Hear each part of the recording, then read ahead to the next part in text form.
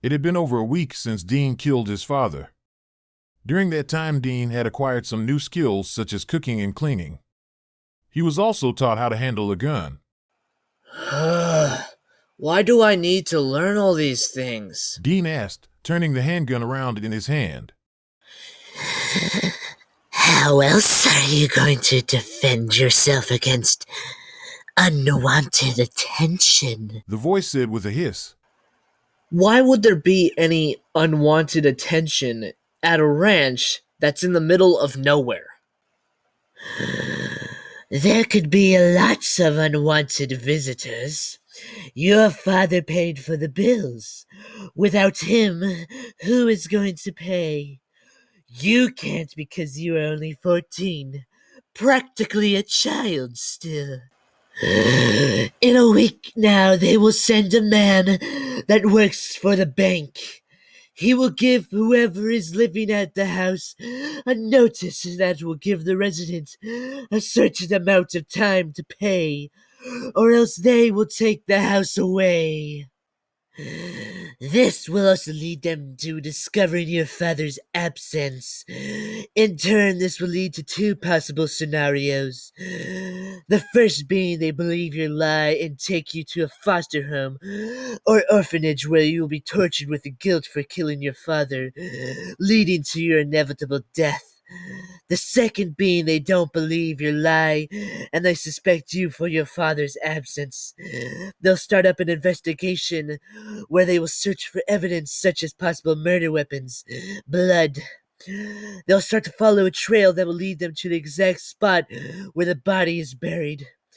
Then they'll either place you in a juvenile detention center until you're old enough to be put in a real jail cell where you'll spend the rest of your life barely surviving, or they'll lock you up in a mental institution where you will rot forevermore. So what you're saying is I have to kill these men and anyone that comes on this property to avoid my eternal suffering? Correct. Now, enough of this conversation. Back to what I taught you. We've wasted enough time already. The day finally came when the bank sent a man to give the notice.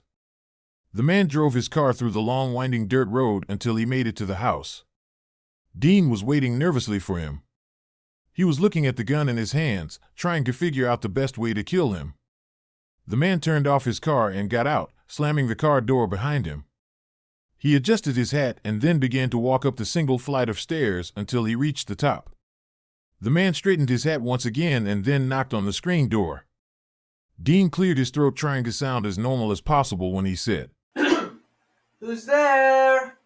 The man replied, Hello, my name is Jack Myers. I work for the bank. Can you come to the door so I know who I'm talking to? Shit. Dean cursed under his breath. He got up from the chair he was sitting in and tucked the gun behind him. He walked over to the screen door and said, How can I help you? Hey there, sport. Is your dad home? We need to discuss something important. He's out right now. How long will he be gone? A while. Can I take a message? Just give him this. It will explain everything he needs to know. Jack said, reaching into his jacket. He retrieved a small envelope. Dean opened the screen and went out onto the porch. Here you go, Jack said, handing the envelope to Dean. Dean took it. He flipped the envelope over. A photograph was stuck to the front.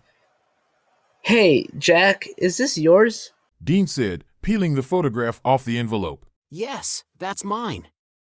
It must have gotten stuck, Jack said, taking the photo from Dean. Who are the girls in the picture? Those are my kids, Amy and Alice. I love them so much. In fact, after work today, I'm taking them to their favorite place, Jeff's Pizza. That's nice. Well, you should probably get going. You don't want to be late for the next place you have to go to. Yes, I best be going. See you later, sport. With that, Jack turned around and started to walk down the steps. Dean pulled the gun out and pointed it at Jack's head. Shoot him! Shoot him now! The voice said. Dean put his finger over the trigger. But he couldn't pull it. He pictured the two little girls' happy faces. He lowered the gun. He's getting away! What are you doing? Kill him! The voice screeched. Jack had just cleared the stairs and was now walking to his car. What a nice place. Jack said, looking around. That's when he noticed a neatly parked car that was in the garage. That's weird. I could have sworn I heard that kid say his dad was out. I'll go ask about it. Jack turned around and headed back up to the stairs. When there were only a couple of stairs left, he looked up. There stood Dean, gun raised, pointed at Jack. Dean fired, sending a bullet straight through Jack's right leg. Jack tumbled all the way down to the bottom. Dean followed. Once he was at the bottom, Jack opened his eyes. He looked straight down the gun barrel.